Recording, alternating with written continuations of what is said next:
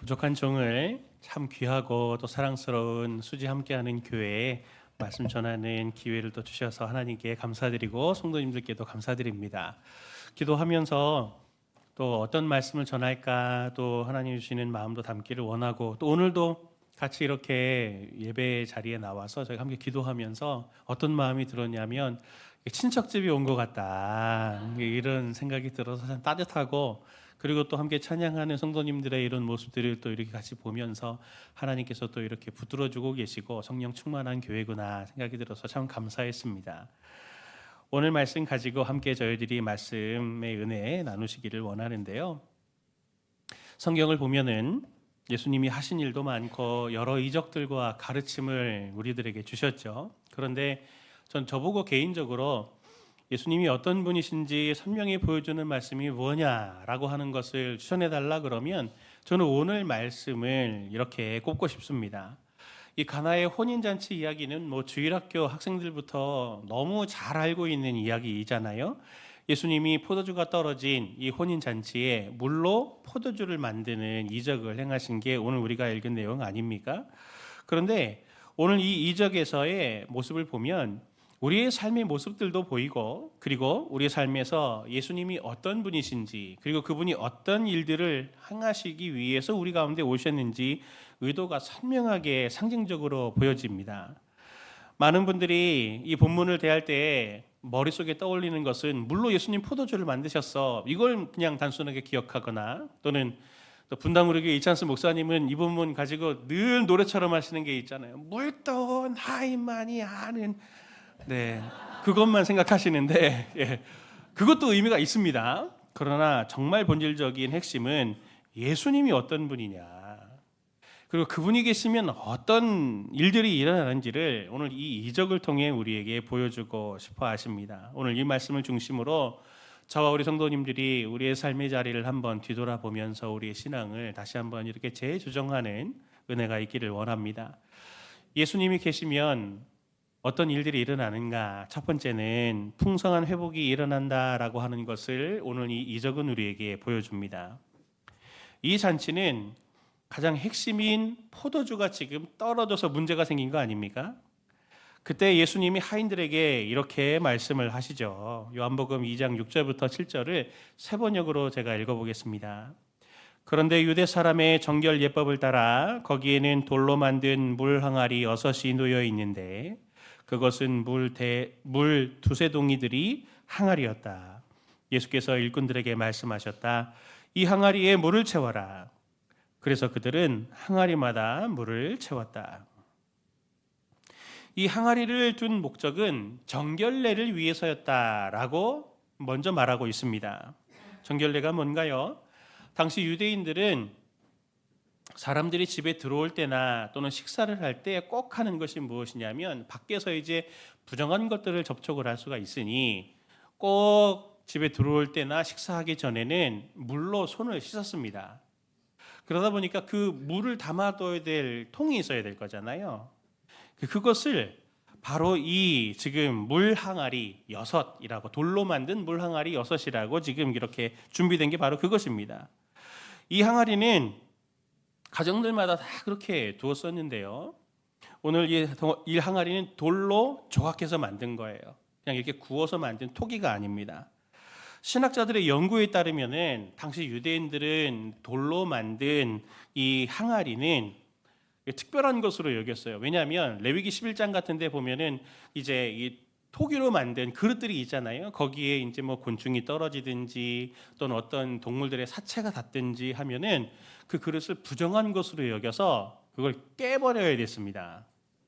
그런데 돌로 만든 이 항아리는 그런 부정한 것들이 닿아도 오염되지 않는다, 부정이 되지 않는다, 그렇게 장로들은, 그렇게 율법사들은 여겼기 때문에, 그래서 이제 돌로 힘들게 깎아가지고 집집마다 이렇게 이제 정결례를 위해서 항아리들을 두었던 것이죠. 그러니 이 그릇은 항구적인 정결을 보장하는 그릇입니다. 이런 항아리의 의미를 좀 종합적으로 생각을 해보면 예수님이 정결례에 쓰이는 이 돌 항아리에 물을 가득 담은 것을 포도주로 바꾸어서 그렇게 사람들에게 나눠주시는 이 기적은 예수님이 어떤 일을 행하시는지 그것을 상징적으로 보여주고 싶어서 예수님이 이 이적을 행하신 겁니다. 유대인들에게 부정을 한번 생각해 보면 부정의 개념은 우리가 생각하는 것처럼 무슨 도덕적인 거나 이런 그림이 아닙니다. 부정은 어떤 게 부정이냐면 원래 기본값은 정결이에요. 원래 하나님이 다 정결한 건데 그런데 이게 뭔가 문제가 생겨서 정결을 잃어버린 상태가 부정이 되는 거죠. 그러니 무엇이 부정하다 그러면 유대인들은 어떻게 생각을 하냐면 이걸 정결하게 해야 된다. 이렇게 생각들을 하는 거죠. 그러니 그냥 부정은 단순한 부정이 아니라 정결로의 회복이 필요한 상태가 바로 이 부정입니다. 이걸 머릿속에 두시고 한번 생각해 보세요. 예수님이 사역하실 때 어떻게 사역하셨습니까? 예수님은 이 정결과 부정의 관점으로 보면 온갖 부정한 사람들을 찾아다니셨어요. 대표적인 예가 우리가 알고 있는 대로 한센병에 걸린 사람. 한센병이 걸리면 유대 공동체는 그 사람을 아예 쫓아내 버렸습니다. 왜냐하면 닿기만 해도 같이 다 부정해지니까요. 그러니 한센병에 걸린 사람들이 뭐 자기가 원해서 그 병이 걸린 사람이 어디 있겠습니까? 그러나 한센병에 걸렸다는 그 한 가지 이유 때문에 가족과 공동체를 떠나서 마치 외인 취급받고 너무 고독한 시간들을 보내야 되는 불쌍한 사람들이잖아요. 맹인, 장애인, 또 성경에 나오는 12의 혈루병 걸린 그런 고생하는 여인같이 질병으로 인해서 부정한 사람들을 예수님은 찾아다니셨죠. 그리고 또 그들뿐만입니까? 예수님은 세리, 그리고 매춘한 사람들, 심지어 이방인과 같이 사회적으로 유대인들이 볼 때는 가까이에서는 안 돼, 부정한 사람들이야 라고 하는 그 사람들을 찾아다니셨습니다. 율법에 따르면 정결한 것이 부정한 것을 접촉하게 되면 어떤 일이 일어납니까? 정결했던 게 부정해지는 거예요. 그래서 그렇게 멀리하는 거죠. 왜냐하면 이 부정한 것들은 가만히 따져보면 다 죄와 연결이 돼 있거든요. 그래서 정결한 사람이나 물건이 부정한 사람과 부정한 물건과 접촉하게 되면 정결은 깨지고 부정해져서 다시 정결례를 통해서 정결로 되돌아가야 되는데 예수님은 어떻습니까? 정결하신 예수님이 부정한 사람들을 찾아가서 그들에게 손을 대고 그리고 심지어 아무도 모르는 사이에 12의 혈루병 걸린 여인처럼 사람들이 잘 모르니 나는 예수님의 옷깃에 손만 대도 내 몸이 나을 거야 라는 믿음을 갖고 예수님에게 손을 대면 예수님이 어떤 사람이 됩니까? 율법에 따르면 부정한 사람이 되어야 되는 거죠. 그런데 실제로 예수님이 하신 일들은 어떻습니까? 정결하신 예수님이 부정과 닿으니 부정한 사람과 닿았더니 그 부정했던 모든 질병과 모든 죄의 문제와 깨어진 관계의 문제들이 다 회복이 되어져서 부정을 떠나 정결한 자들로 회복의 과정들을 은혜들을 하나님께서는 그렇게 예수님을 통해 베푸신 것 아닌가요? 그것이 우연이든 우연이지 않든 고의였든 예수님과 접촉된 사람들은 다 정결하게 되어졌습니까? 어떻습니까? 오늘 이 돌 항아리가 하는 것 같은 역할을 예수님은 하고 계신 것이죠. 마치 정결례에 쓰이는 돌 항아리 6개가 부정한 사람을 씻기는 역할을 하듯이 예수님은 지금 우리들 가운데서도 이러한 일들을 일으키고 계시는 하나님이시다라고 하는 것을 오늘 이 가나의 혼인잔치에 물로 포도주를 만드는 이적을 통해 주님은 우리에게 알려주시기를 원하는 겁니다. 그런데 그것만이 아니에요. 예수님이 주시는 회복과 예수님이 주시는 치유가 어떤 성격을 가지고 있는지는 이것이 더 보여주는데 요한복음 2장 6절 7절 말씀을 보면 이렇게 말합니다. 거기에 유대인의 정결 예식을 따라 2-3통 드는 돌 항아리 6이 놓였는지라 예수께서 그들에게 이르시되 항아리에 물을 채우라 하신즉 아기까지 채우니 이렇게 말했는데 돌 항아리가 있었다 이렇게만 말하지 않고 그게 얼마나 들어가는 용량이야 이렇게 지금 얘기하는데 2-3통 드는 이라고 우리 성경에는 번역되어 있지만 원문을 보면은 메트레테스라고 하는 단위가 나옵니다. 1메트레테스의 단위는 얼마나 되냐면 지금 용량으로 이게 환산을 해보면 약 3.8리터 정도 된다 그래요. 한 통에 두세 통 드는 거니까 그게 6이 놓였으니까 그거를 다 합하면 몇 리터 정도 되냐면 학자들이 계산을 해본 사람들이 있더라고요. 적게 잡으면 420리터, 많게 잡으면 600리터의 물로 포도주를 전체를 바꾸신 거죠. 600리터의 포도주. 엄청 많지 않습니까? 1리터 한 병짜리만 해도 600병이 나와요, 지금. 근데 가나라고 하는 동네에 인구가 얼마냐? 이것도 누가 또 연구를 했더라고요. 보니까 가나에 그 당시에 사는 사람들이 적게는 300명, 많게는 500명이에요. 그러니 잔치의 중간에 포도주를 충분히 먹고 그러고도 지금 부족해갖고 포도주를 만들었는데 포도주 600병의 여치를 지금 예수님이 포도주로 만들었다고 하는 건 이 사람들이 한 병씩 더 1리터짜리 한 병씩 더 먹고도 지금 충분히 남을 양인 거잖아요. 엄청나게 많은 거죠. 이게 예수님께서 우리에게 주시는 구원이 얼마나 풍성한가, 넘치고 흐를 만큼 예수님은 우리를 치유하시고 만족시켜 주신다라고 하는 것을 이 포도주의 양을 통해서도 우리에게 말씀해 주시기를 원했던 거죠. 양만입니까? 질도 설명을 하고 있죠. 이 포도주를 맛본 사람들이 그렇게 말했어요. 요한복음 2장 오늘 9절 10절 말씀을 세 번역으로 보면 그 잔치를 맡았던 책임자가 오늘 이 사람에게 이렇게 말을 하잖아요. 잔치를 맡은 이는 신랑을 불러서 그에게 말하기를 누구든지 먼저 좋은 포도주를 내고 손님들이 취한 후에는 덜 좋은 것을 내놓는데 그대는 이렇게 좋은 포도주를 지금까지 남겨두었구려 하였다.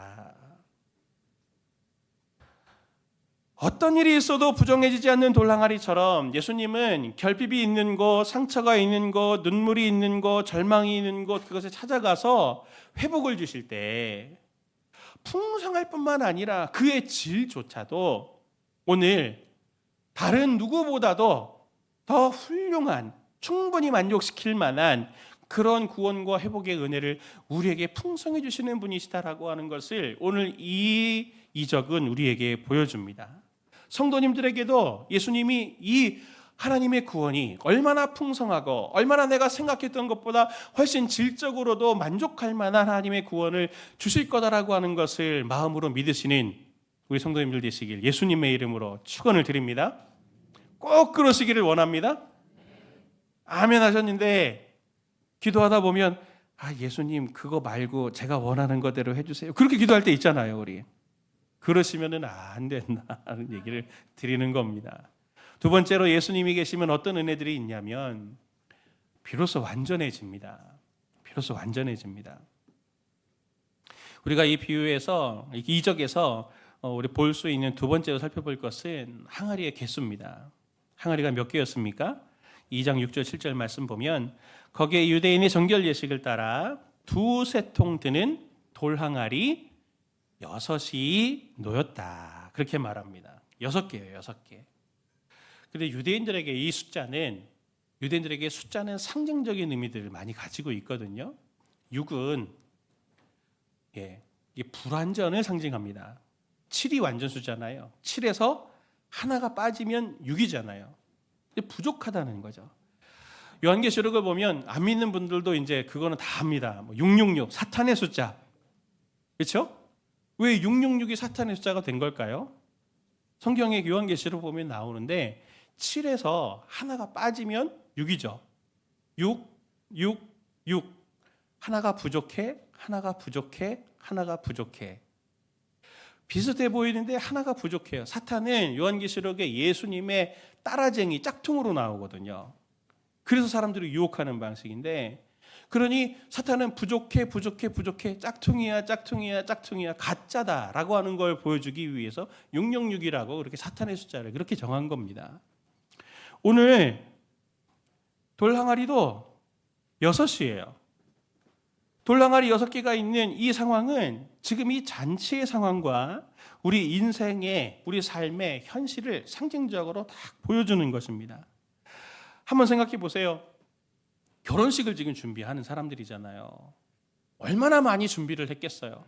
성도님들도 결혼식 준비하는 것들 뭐 경험하셨거나 또는 또 이렇게 준비하는 걸 보신 분들이 계실 텐데 정말 뭐 한 번 하는 거지 뭐 두세 번 할 거다 생각하고 결혼식 준비하는 사람 아무도 없고, 그리고 그 결혼식에 나를 축하해주러, 우리 가족을 축하해주러 온 사람들에게 정말 풍성하게 한번 이렇게 좀 잘 대접해드려야지 하면서 부족한 거 없이 하려고 꼼꼼하게 체크리스트들을 막 점검해가면서 풍성하게 준비하지 않습니까? 철저하게 준비했을 텐데 오늘 실제 결혼식이 딱 열렸는데 어떻게 됐습니까?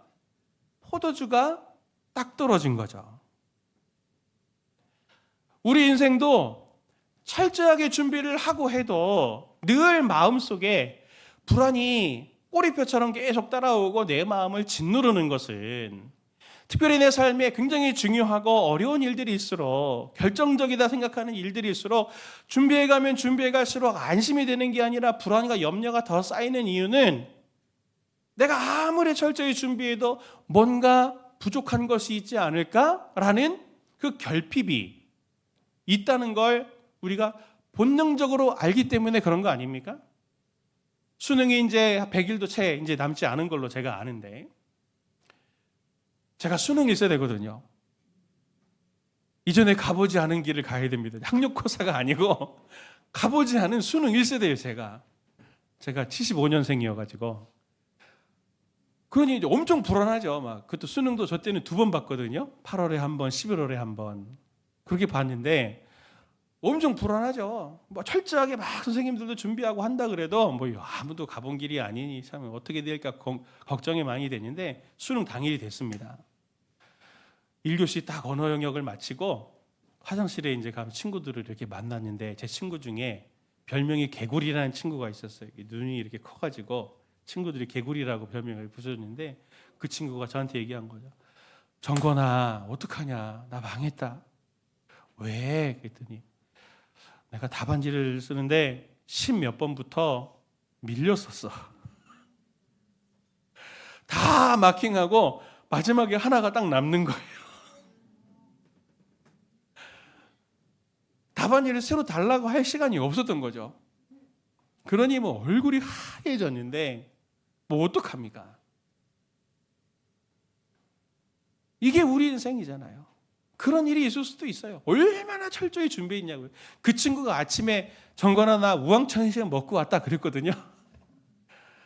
얼마나 불안하고 우황청심원 먹고 준비를 했는데도 밀렸을 수 있는 경우의 수들이 생기는 게 우리 인생이라는 걸 너무 아니. 돌항아리 6 같으니 우리 삶은 준비하면 준비할수록 안심이 되는 게 아니고 더 염려와 걱정이 많아지는 것 아닙니까? 이분입니까? 여기 이 자리에도 지금 이렇게 중년의 시기를 지나고 계시는 성도님들도 계시는데 지금까지 살아오시면서 얼마나 치열하게 살아오셨어요. 지금의 삶을 이렇게 내가 생각해 보면 언뜻 문득 나의 삶은 이제 이 초가 다 탄 것 같아서 심지만 이렇게 조금씩 나오는 것 같구나라는 이런 공허감이 드시는 분들도 분명히 계실 거고, 그렇게 내 인생을 위해서 내 가족을 위해서 전심전력해서 모든 것들을 다 쏟아 부으시면서 여기까지 그렇게 오셨는데 아직도 이것도 부족해 보이고 저것도 부족해 보이고 나에게 남은 삶은 얼마 안 남은 것 같고 내가 뭔가 생산적으로 할 수 있는 것보다는 잃어버릴 것들이 훨씬 더 많은 것 같아 시간이 가면 갈수록 내 인생에 대한 그런 보상과 만족보다는 염려와 두려움으로 성도님들이 막 불안해하시는 성도님들도 분명히 이 자리에 계실 텐데, 딱 돌항아리 6이 포도주가 떨어진 이 결혼식 같은 이 삶이 딱 우리네 삶 그대로 아닙니까? 어떡합니까? 그러면 어떻게 해야 됩니까? 6절을 같이 함께 우리 다시 보기를 원합니다. 같이 6절을 봅니다. 시작. 거기에 유대인의 정결 예식을 따라 두세 통 드는 돌 항아리 6이 놓였는지라. 오늘 원문을 보면은 이 6절이 사뭇 의미심장하게 얘기를 합니다.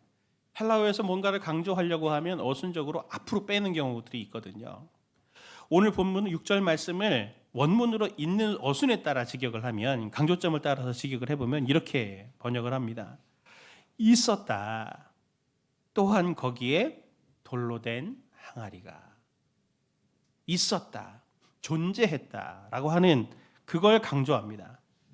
6절만이 아니라 이 물로 된 포도주에 대해서 말할 때도 있었다라고 하는 것을 원문은 강조합니다. 9절 말씀을 보면 이렇게 말하죠. 연회장은 물로 된 포도주를 맛보고도 어디서 났는지, 어디서 있었는지, 존재했는지 알지 못하되 물 떠온 하인들은 알더라. 연회를 책임지는 연회의 책임자가 이렇게 맛있는 포도주가 어디에서 있었는지, 존재했는지 몰랐어요. 궁금해했습니다.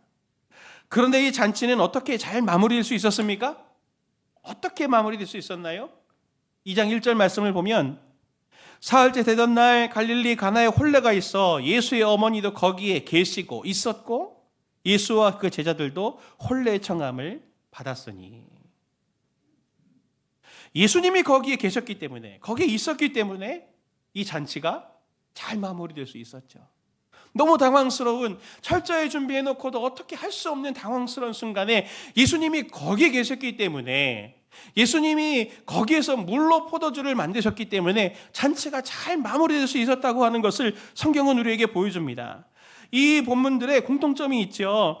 오늘 본문은 의역이 돼서 있었다라고 하는 것이 뭐 계셨다, 놓였다, 났다, 뭐 이렇게 다양하게 번역을 하고 있지만, 이 말씀들을 거칠게 번역하면 예수님이 거기에 있었다, 돌로 된 항아리가 거기에 있었다, 포도주가 있었다 하면서 있었다 존재의 유무를 계속 강조합니다.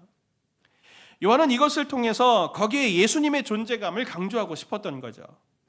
아무리 철저히 준비해도 부족함의 상징인 돌항아리 6과 같은 포도주가 떨어진 우리의 인생 가운데 예수님이 7번째 돌항아리가 되어주셔서 마침내 만족이 되어지고 우리의 결핍이 완성되고 충만해지고 온전해진다라고 하는 것을 성경은 오늘 우리에게 말해주고 있는 겁니다.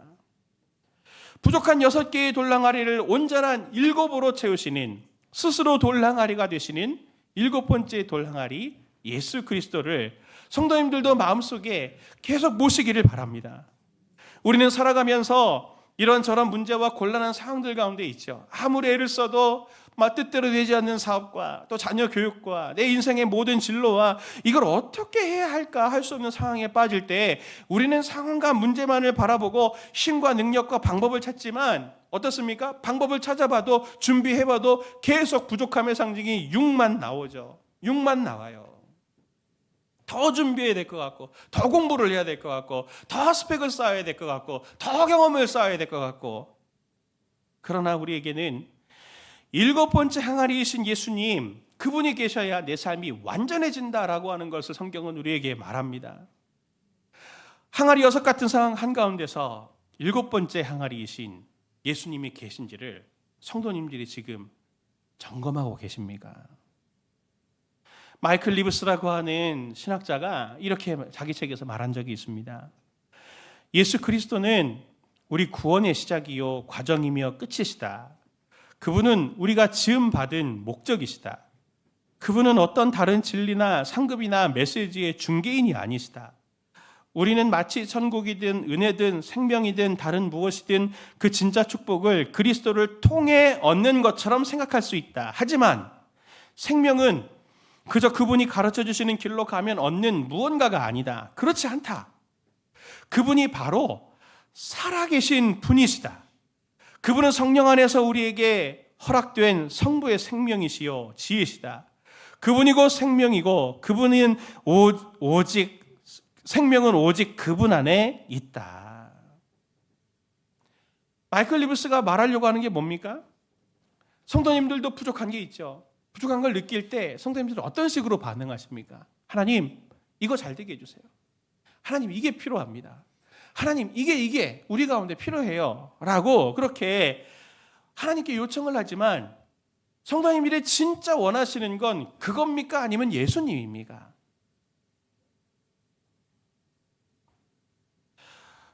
우리들은 정말 예수님을 원하고 있습니까? 아니, 그분을 만나고 싶은 것도 예수님을 만나고 싶어서 그분을 만나는 겁니까? 그분의 어떠함과 그분이 주시는 무엇 때문에 그분을 만나고 싶은 겁니까? 그분 자체를 원하고 있습니까? 이 리브스 말대로 주님 방법을 알려주세요. 그럼 제가 잘해볼게요. 주님 제가 요만큼이 부족하니 요거 채워주시면 제가 이걸 한번 해보겠습니다 라고 하는 방식이 아닌, 주님 그거 채워주셔도, 이것이 있어도 제 삶에 여전히 결핍이 있으니 주님이 제 삶에 오시고 제 마음과 제 삶에 주님이 안 계시니 내 생각에 내 삶에 예수님이 존재해 주십시오 라고 하는 깊은 영성이 우리 가운데 고백되어야 된다고 하는 것을 오늘 이 기적은 우리에게 교훈하고 있는 것입니다. 다른 어떤 것으로도 대체할 수 없습니다. 다른 어떤 것으로도 만족이 있을 수가 없어요. 오직 우리가 우리의 마음에, 우리의 삶에, 우리의 문제에 모셔야 할 분은 예수 그리스도라고 하는 것입니다. 오늘날의 한국교회와 오늘 우리들의 신앙을 보면서 신앙인들이 예수님을 부르짖습니다. 예수님께 기도를 많이 해요. 그런데 예수님의 그 어떠한 것을 구하지 예수님을 구하는 자들은 정말 찾기 어려운 시대를 저희들이 지금 지나고 있는 것 같습니다. 한국 사회를 보면 그리스도인이라고는 하는데 성도님들도 그러시잖아요.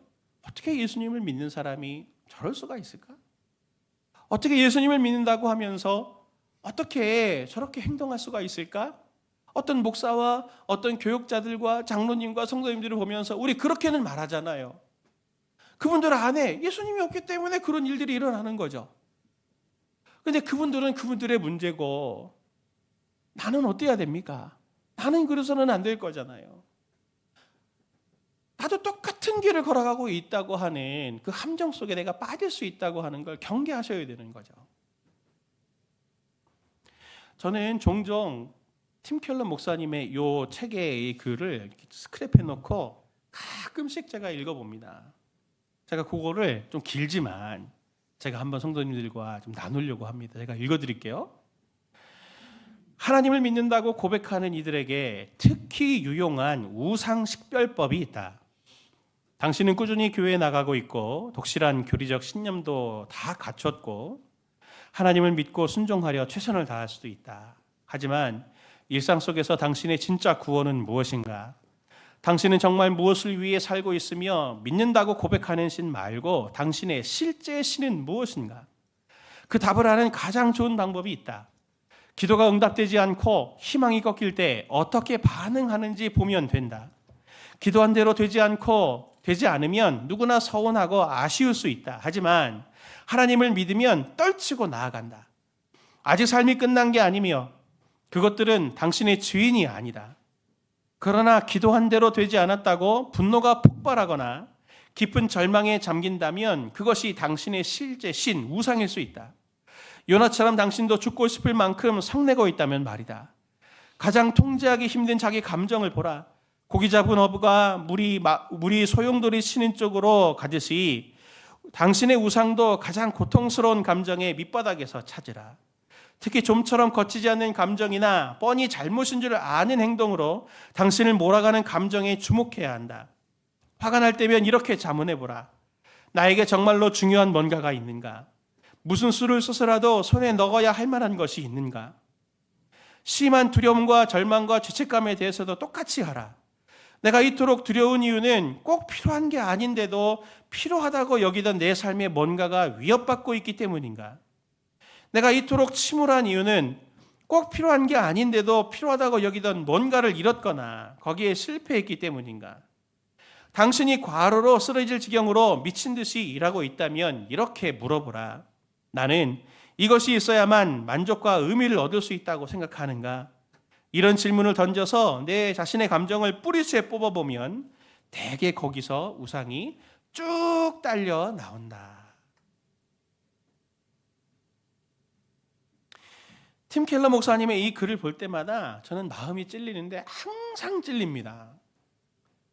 저도 지금 휴가 기간을 이제 이번 주가 마지막이거든요. 만나면서 실제 휴가는 한 2주 정도 했고 다른 목사님들과 외부 사역들을 하면서 여러 목사님들을 만나 이런 저런 얘기들이 이제 목회에 대한 이야기도 고민들도 나누고 서로 이렇게 나누는 시간들을 가졌는데 저랑 거의 비슷한 처지에 있는 목사님들 몇 분을 만나서 같이 대화를 나눴는데 저도 지난 전반기 진짜 힘들었거든요. 예, 정말 이렇게 어떻게 목회는 할수록 어렵구나 하면서 너무 누가 저를 괴롭히는 분들이 없습니다. 네, 오해하지 마세요. 그냥 스스로 힘든 거예요. 저희들끼리 이렇게 얘기를 나누는데 다 비슷한 거예요. 그래서 어떤 목사님이 그러더라고요. 뭐라 그러냐면 자가 면역 질환이야, 자가 면역 질환. 누가 괴롭히는 게 없는데 스스로가 스스로 공격하는 거지. 진짜 힘들었어요. 근데 제가 그걸 놓고 기도하면서 자가 면역 질환, 그래 그 말이 참 맞다. 너무 공감되었고 맞아, 우리는 자가 면역 질환이야. 그러니까 좀 성도들을 좀 덜 사랑하고 좀 덜 섬겨야 되겠어. 이건 아니잖아요. 어떻게 해야 되지? 하나님 앞에 제가 쭉 기도하면서, 목사인 제가 부끄러운 고백인데 늘 기도하고 말씀을 묵상하고 성도들을 잘 섬기려고 하는 그런 일들에만 하는 저인데도 제가 쭉 이 힘든 마음을 가지고 하나님 앞에 기도할 때 제가 놓치고 있는 부분들을 하나님께서 깨닫게 하시더라고요. 뭐냐면 과도한 책임을 갖고 있는 거죠. 교회의 주인은 하나님이시고 저는 주님의 이끌림을 받는 종에 불과한데, 내가 영혼들의 삶에 대한 무게들까지 다 책임지려고 하는 모습을 갖고 있더라고요. 책임질 수가 없는데도. 그러니 이게 하나님이 아니라 내가 스스로 겉으로는 전혀 드러나지 않으나 서서히 교인의 주인 같고 영혼들의 주인 같은 모습으로 변해져 가고 있는, 변질되고 있는 저의 모습이 발견되게 되는 거죠. 겉에 볼 때는 열심히 살아가는 것 같습니다. 그리고 정말 충성스러운 종처럼 보이죠. 저도 그런지 알았어요. 그러나 놓고 보니까 이대로 가면 진짜 교회의 주인은 내가 되겠구나. 내가 되겠구나. 큰 영적인 위협에 내가 놓여 있었구나라고 하는 걸 그 힘든 시간들을 뒤돌아보고 기도하면서 하나님이 제게 깨닫게 해주신 거거든요. 어느새 주님을 주인이라고 생각하더라도 시간이 가만히 지나고 어느 정도 흐르다 보면 스스로 다시 돌 항아리 6 같은 삶의 자리로 빠지는 게 우리의 삶입니다. 성도님들이 오늘 성도님들 스스로도 한번 점검해 보십시오. 성도님들 마음에 내 삶과 내 마음을 짓누르는 부정적 감정들 무엇 때문입니까? 무엇 때문에 화가 나세요?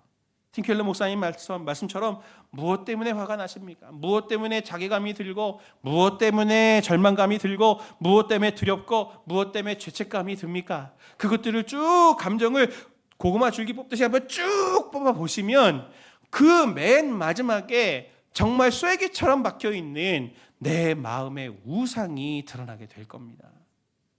그 자리에 7번째 항아리이신 예수님을 거기에 모셔야 되는 것이죠. 우리에게 그것이 필요합니다. 그것이 되지 않으면 어떤 형태가 되냐면 예수님을 통해 우상을 섬기는 일이 생겨요. 예수님, 진로 잘 되게 해주세요. 사업 잘 되게 해주세요. 투자한 거 잘 되게 해주세요.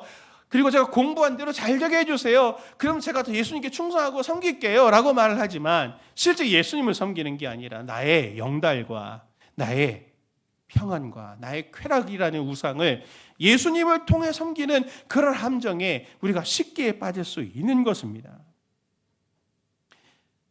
누가복음 16장 13절의 말씀 보면 예수님이 이렇게 말씀하신 적이 있습니다.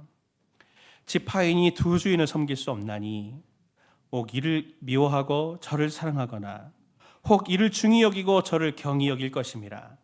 너희는 하나님과 재물을 겸하여 섬길 수 없느니라. 이 말씀에 따르면 마음에는 한 자리밖에 없는 거죠. 예수님이 앉으시든 재물이라는 우상이 앉든. 주일학교에 아이들이 잘 부르는 찬양이 있잖아요. 우리들을 위하여 십자가에 못 박혀. 후렴이 이렇지 않습니까? 내 마음의 한 자리, 가장 귀한 그 자리, 주 오셔서 앉으소서. 주님만 나의 보배, 내 마음의 한 자리, 가장 귀한 그 자리, 주 오셔서 다스리소서. 주님만 나의 영광. 아이들이 부르는 찬양이지만 깊이가 있습니다. 우리 삶에, 성도님들의 마음에 내 고통과 부정적인 마음들이 있는 곳에 무엇을 보배로 두고 계십니까? 그것이 우상일 가능성이 크죠. 거기에 예수님을, 7번째 돌 항아리가 되시는 예수님을 모셔야 합니다. 그분이 영광 받으시게 하셔야 됩니다. 오늘 우리가 하나님을 믿는다고 고백하지만 우리 기도 제목 속에는 마음속 깊이 누가 있습니까? 내 마음을 움직이고 내 삶을 움직이고 내 삶을 열정적으로 만들게 하고 헌신적으로 만들게 하고 희생적으로 만드는 것은 예수님입니까? 아니면 우상입니까? 오늘 우리의 문제는 심지어 예수님을 믿는 우리조차도 사람들이 구원을 바라고 치유를 바라고 회복을 바라지만 정작 7번째 돌 항아리인 예수님을 구하지 않고 다른 그 어떤 예수님이 주시는 그 다른 세속적인 것들을 우리의 마음속에 구하고 있는 이 함정에 우리가 쉽게 빠질 수 있음을 다시 한번 우리가 깨달으면서 이 더운 여름에 우리 스스로의 내면을, 영혼을 한번 꼭 뒤돌아보시기를 바랍니다. 그래서 정말 7번째 돌 항아리가 되셔서 우리에게 만족을 주시고 풍성한 만족, 질적으로도 우리 주님은 풍성한 만족을 주실 테니 그 예수님을 꼭 모시는 은혜가 저와 성도님들에게 있으시길 예수님의 이름으로 축원을 드립니다. 오늘 이 말씀을 생각하면서 우리 함께 찬양하고 기도합시다. 이 시간 우리 예수 함께 우리 찬양할 때 가사 생각하면서 우리 함께 찬양합니다. 슬픈 마음이 있는 자, 슬픈 마음이 있는 자, 몸과 영혼 병든 자, 누구든지 부르시오. 예수 이름 부르시오. 그 이름을 믿는 자, 그 이름을 부르는 자, 그가 어떤 사람이든 그는 구원하리니. 한 번 더 찬양합시다. 슬픈 마음이 있는 자, 슬픈 마음이 있는 자, 몸과 영혼 병든 자, 누구든지 부르시오. 예수 이름 부르시오. 그 이름을 믿는 자, 그 이름을 부르는 자, 그가 어떤 사람이든 그는 구원하리니. 예수 오 능력의 그 이름 예수 나 외쳐 부르네.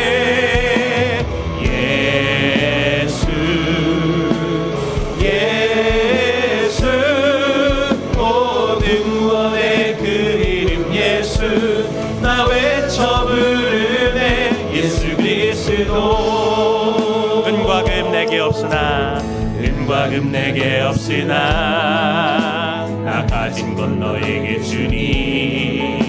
능력의 이름 예수라. 그 이름을 붙드시오. 그 이름을 믿는 자, 그 이름을 외치는 자, 그가 어떤 사람이든 그는 주의 영광 보리라.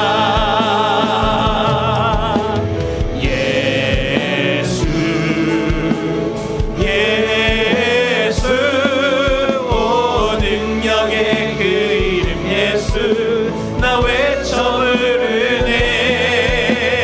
예수 오 구원의 그 이름 예수 나 외쳐 부르네. 예수 그리스도. 예수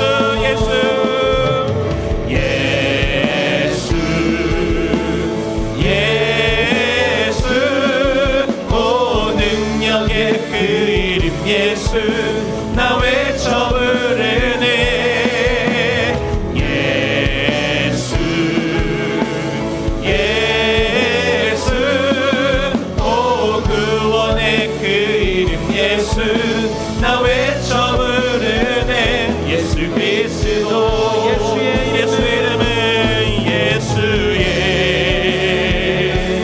이름은 세상의 소망이요 세상의 소망이요 예수의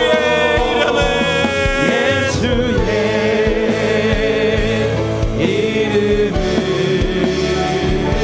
천국의 기쁨이 예수의 이름은 예수의 이름은 세상의 소망이요 예수의 이름은 천국의 우리 마음을 담아서 우리 믿음으로 고백합시다. 예수의 이름은 세상의 소망이요 예수의 이름은 천국의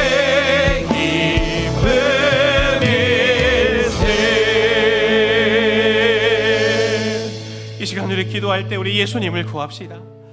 세상에 이런 것 저런 것 결핍된 것들이 많고 내 삶에 이런저런 문제들 앞에서 우리가 여러 다른 것들을 구하지만 그것들이 결국 채워져도 목마른 갈증을 해소시킬 수는 없습니다. 바닷물을 먹으면 계속 물을 들이키게 되는 것처럼 세상에 그런 것들을 채우면 채울수록 문제는 해결되지 않고 또 다른 문제를 낳게 됩니다.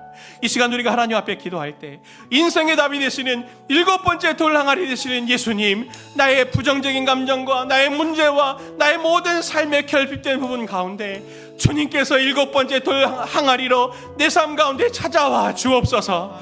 이 시간 하나님 앞에 우리의 마음을 쏟아놓으며 하나님 내 삶의 문제들 앞에 찾아와 주옵소서. 예수님 내 삶을 찾아와 주옵소서. 말씀 생각하면서 주신 은혜를 따라 함께 기도하도록 하겠습니다. 기도합니다.